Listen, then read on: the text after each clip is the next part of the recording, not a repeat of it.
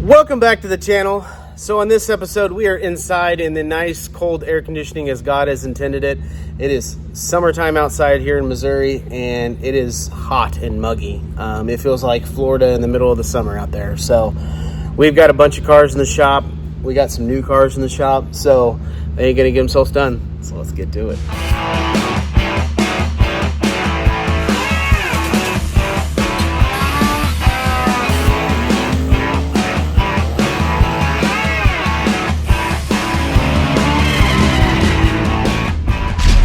You're watching the Vasco Speed and Performance YouTube channel.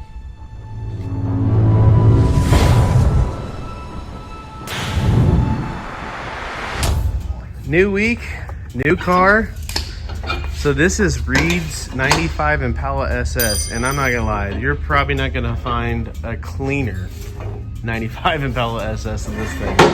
And the cool thing is that he drives this thing. So another shop local to us, they did the swap and everything on it, and they did an amazing job. This thing is so cleanly done. But we are going to be swapping out the fans. So he's got us some new fans for it, some new harnesses. We're going to put an oil cooler on it, and then there's a little bit of an AC leak from one of the fittings, so we're going to pull that fitting out, swap that out, and should be good to go on this thing. But yeah, definitely a cool car. So if you're into 95 Impala SS's, this is definitely going to be one to look for. So I believe he told me this one made like $850, something like that. So it's pretty respectable for a cruiser. So definitely a cool car. We really appreciate him trusting us with this. Little update over here with Braden. Look at him go. Oh yeah, live action. So we are installing new fans on Reed's car, and we had to take out the old fans and the old fan shroud to mount the new ones on there. And the new ones are quite a bit thicker, the new fans I should say. These ones I believe are brushless, but they definitely have a lot bigger gauge wire.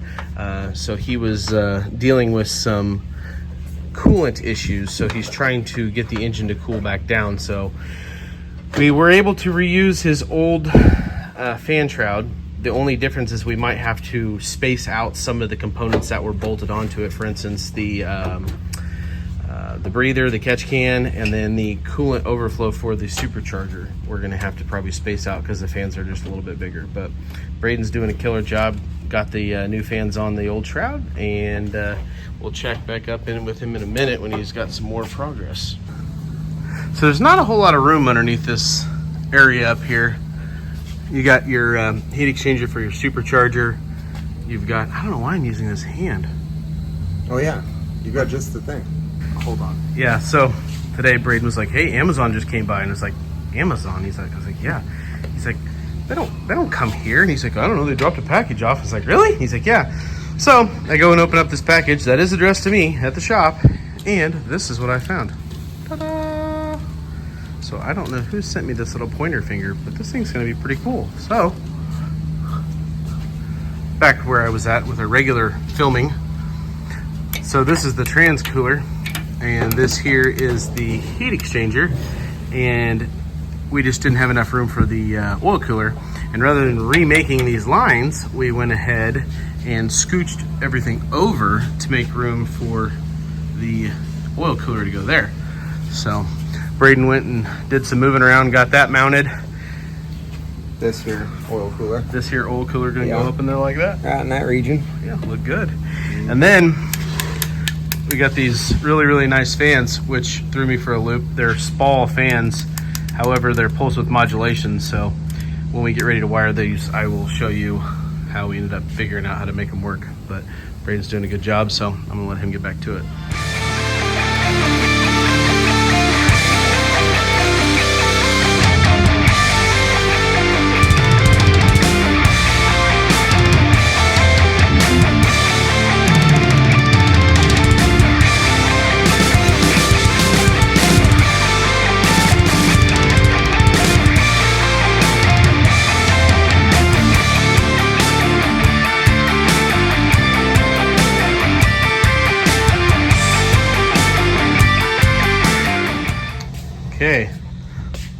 is making progress on this fan setup.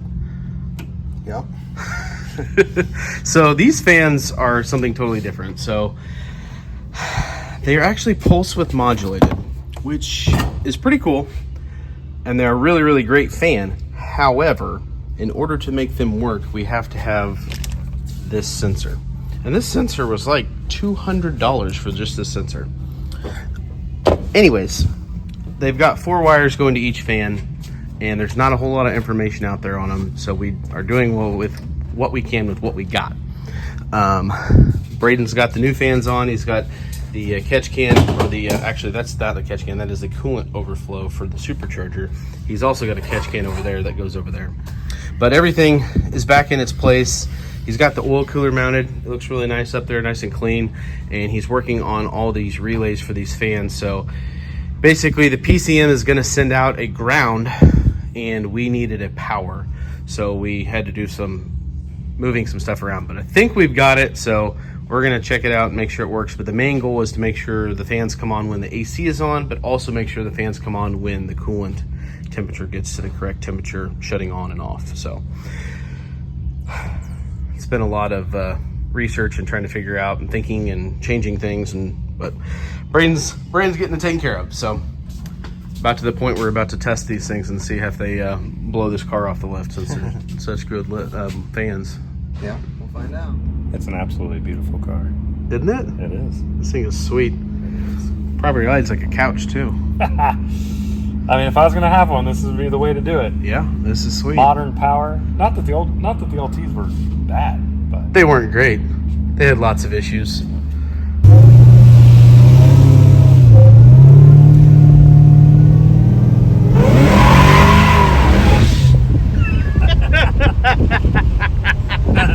Oh, this thing is cool.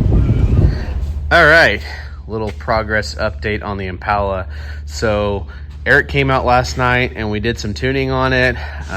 We were probably out here till about 10:30 last night. But the fans, they seem to work. So we actually ran into an issue with the fans. So the fans that he had got were actually designed to be Polar fans. However, we installed them the incorrect direction. That's our fault. However, at the same point, they were designed to be inside of like a 3 or 4 inch thick fan shroud. Therefore, none of this would have fit anyways. So got a hold of the customer, let him know what was going on, and he went ahead and overnighted some of these fans, and I think they're Proforms, but they had really good CFM flow to them. So Braden pulled them out, put the new fans in, got them wired in, and they worked last night. We were out driving around. It was, when I left at 10:30, I looked at the temp and it said it was 85 degrees out still, so it was still pretty hot and humid out.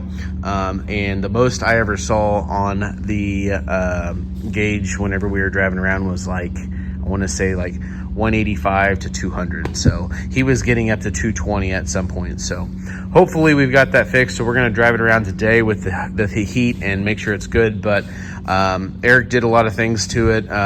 He ended up changing some of the transmission stuff. He ended up changing a lot of the stuff with it, drivability wise.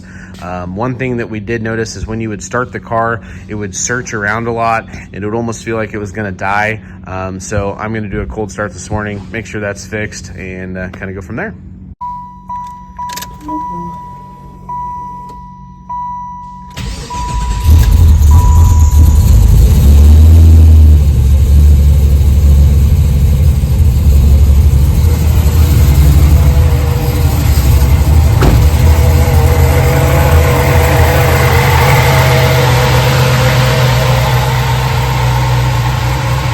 Okay, so I am back on Sam's Lightning.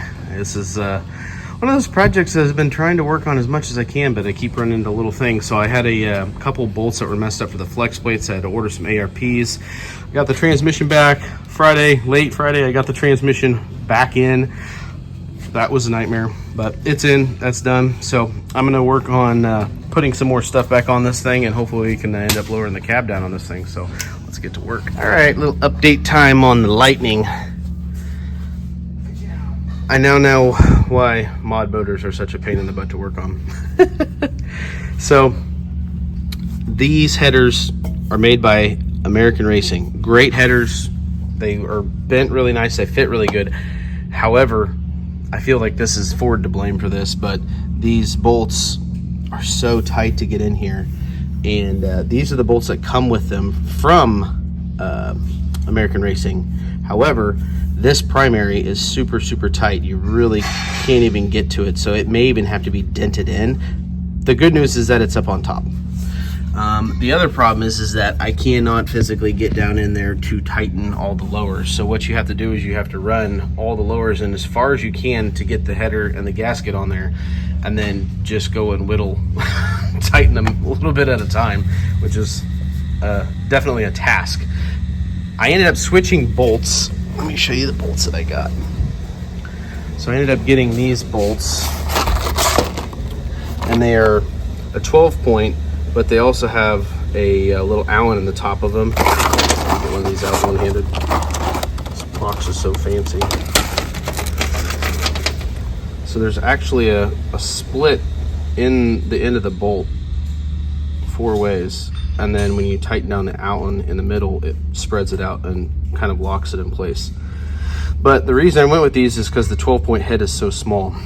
I've already got this side on with all of the correct bolts, and it is so much easier to get in there to get to everything. However, this is the one that I cannot get to tighten down because it physically hits the primary right there. So this header may have to come back off, may have to dent it in a little bit and then put it back on, and I'm going to try to avoid that at all costs, but at this point you really don't have an option. So I'm going to take the other header off and then swap out with all these bolts, and then hopefully get it all back together. And then he's got the rest of the exhaust this thing too, so we can put that on. So I'm back here in the fab area. I've put these headers on about 3 or 4 times on Sam's Lightning, and every time something comes in the way. So this is the last time I'm going to be putting this header on, so let me show you what we're dealing with. So these are the American Racing headers for the Lightning. Nice product, it's just they could have done a little bit better in some areas. So this primary right here, if you look at it from the front, you can't get the bolt in there because it hits this. So what I'm going to do is I'm going to heat this area up right in here, and we are going to hit it in with a ball peen hammer and give it a little bit of clearance so that we can get that bolt in there. The problem is with these small little bolts, we can't get the you can't even get a wrench on it. So I will grab one of the bolts and show you what we're dealing with. Okay, so when this bolt is in here, it's like that. And when you go to stick a wrench on here, you can't get the wrench on to tighten it down. So what I'm going to do is just I'm going to clearance this section right in here. We're going to just tap it in once we get it heated up, and then make sure that there's enough room in there for you to put a wrench on it to tighten it down. So let's get to it.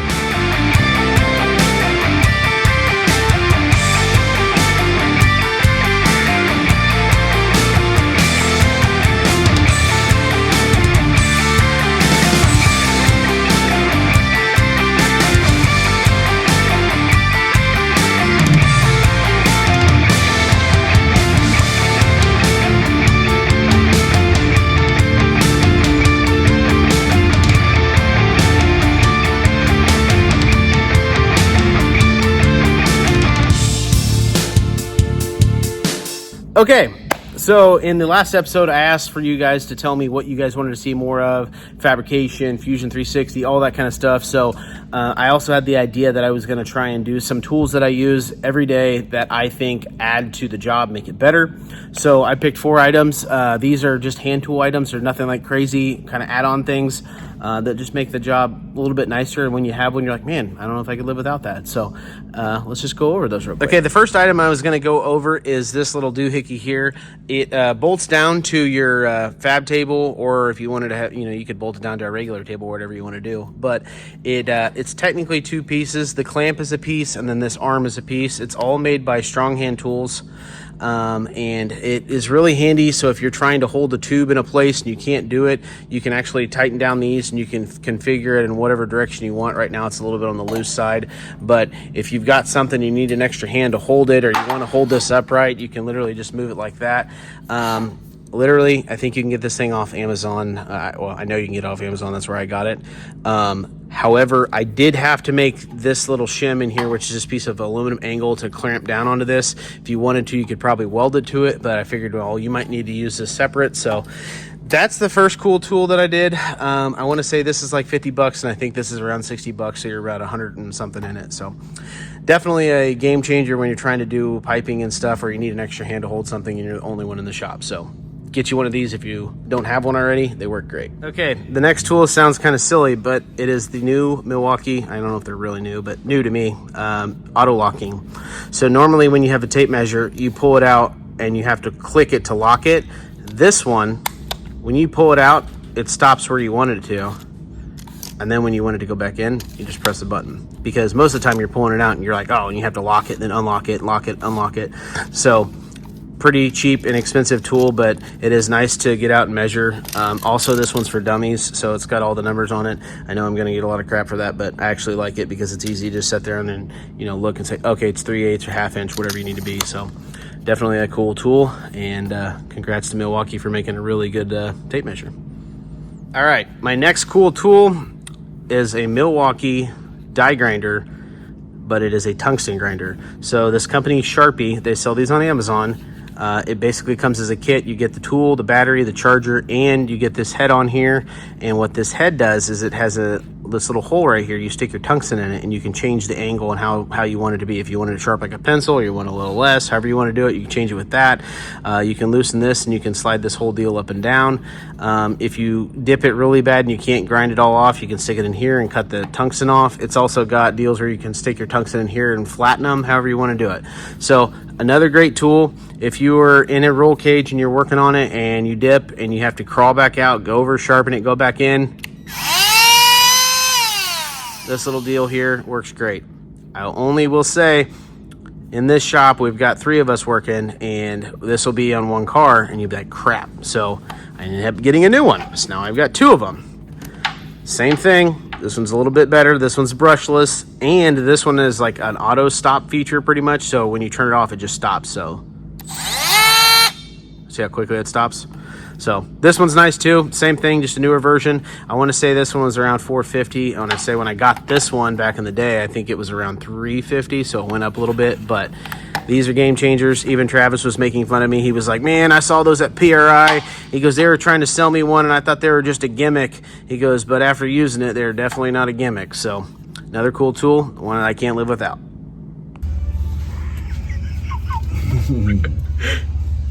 So Travis is old school, and I keep hearing this thing go.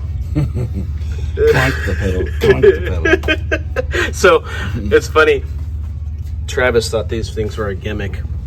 They are a gimmick until I've used one. And they're the greatest thing in the world.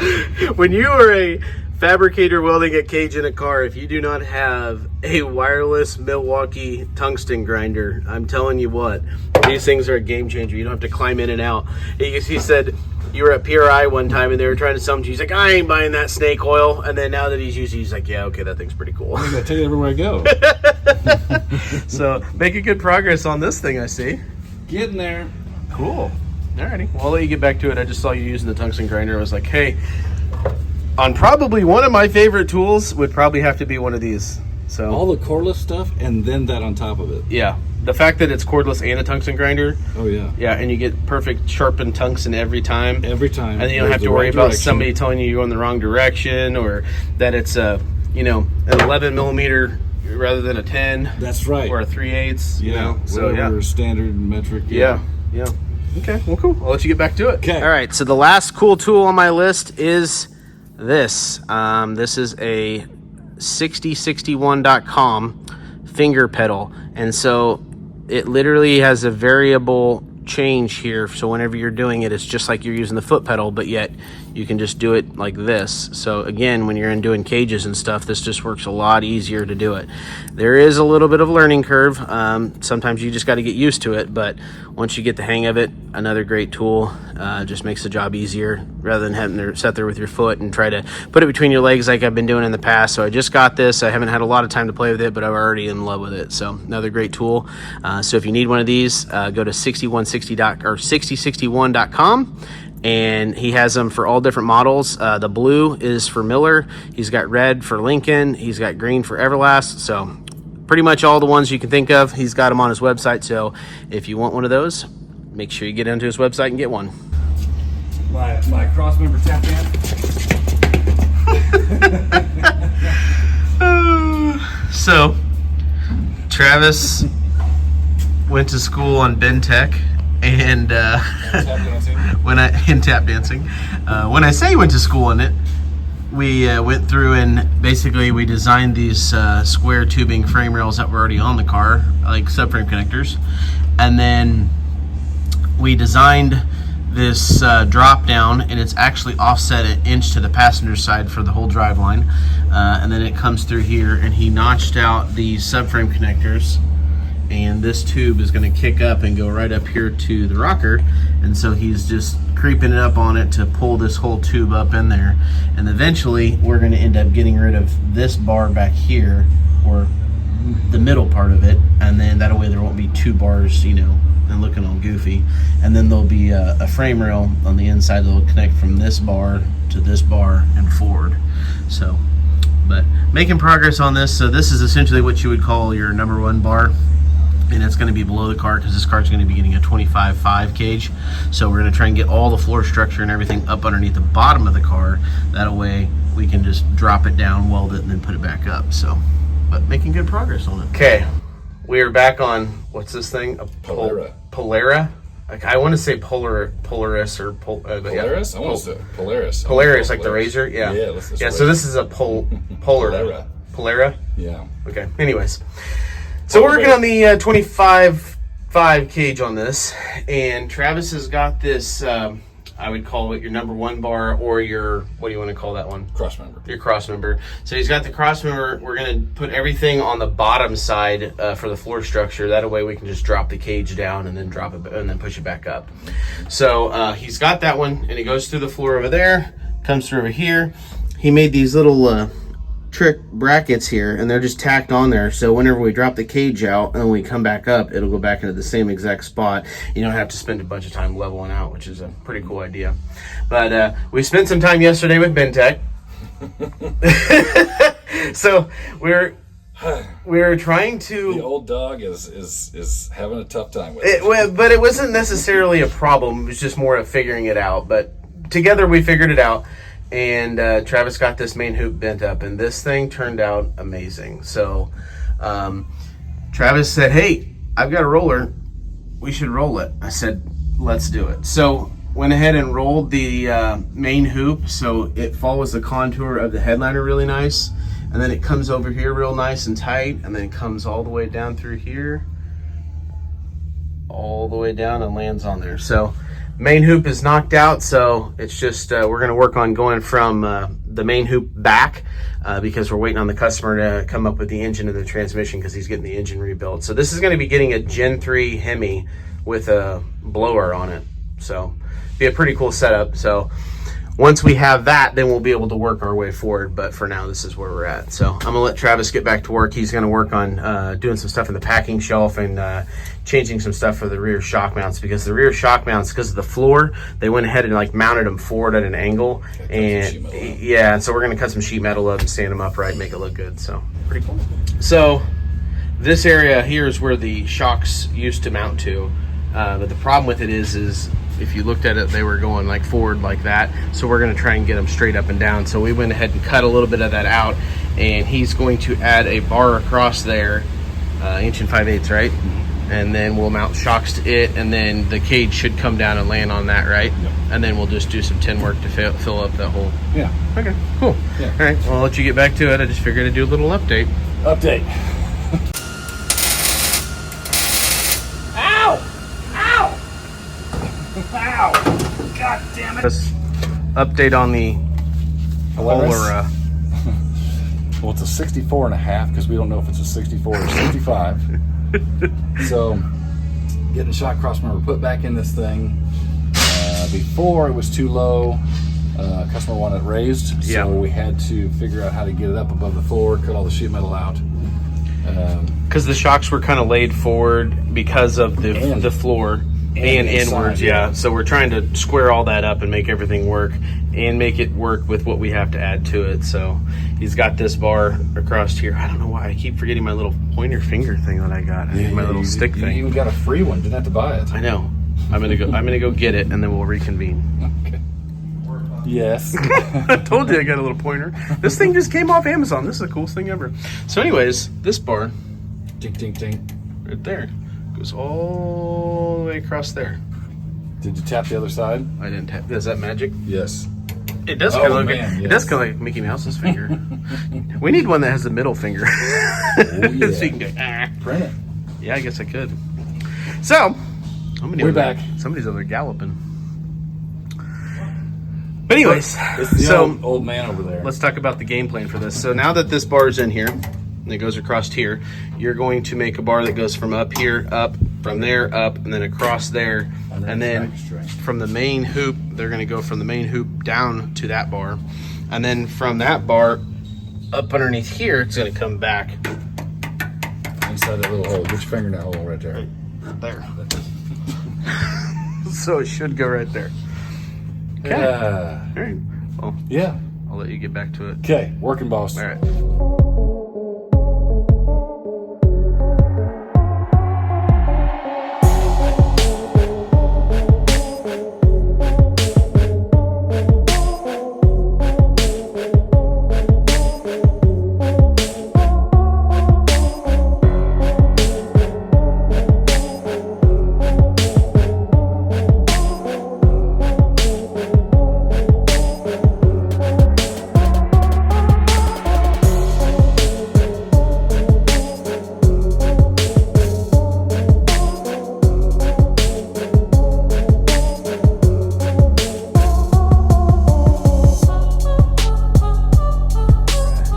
Travis has been making pretty good headway back here in the back.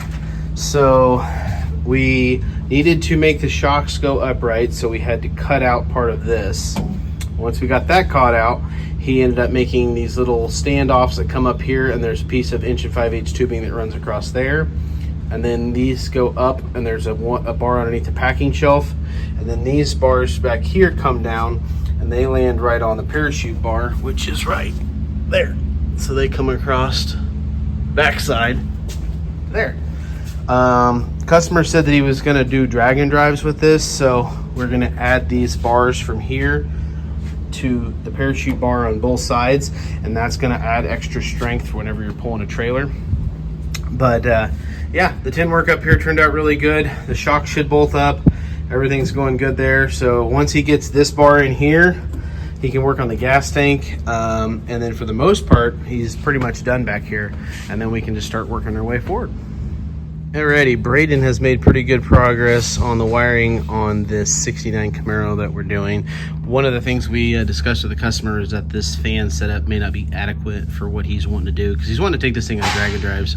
So I don't even know what this fan's out of. It's open at the top. So we're going to cut this one off. We went ahead and got a new one, so we're going to design a new fan shroud for it and get that thing installed. So let's get to it.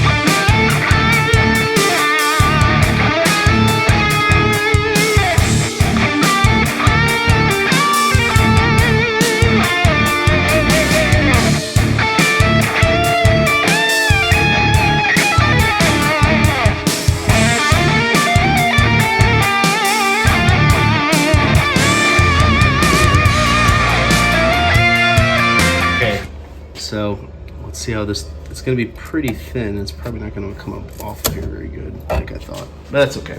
I kind of wanted it in pieces anyways. So this is what I'm working on for the Fab 9 for the Shop Cars 9-inch.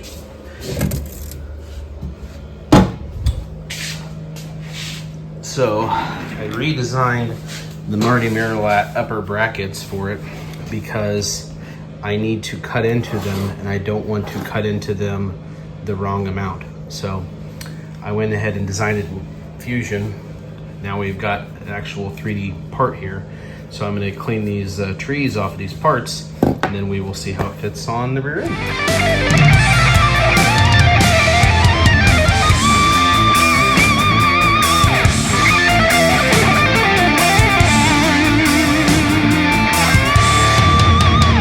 Well, that's going to do it for this episode. I hope you guys liked the little tool section where I showed you some of the tools that I use on a daily. I didn't want to go straight for the expensive things because, you know, I get it. Not everything's cheap. So I figured I'd do some things that are, you know, on a less expensive side that, you know, are worth it.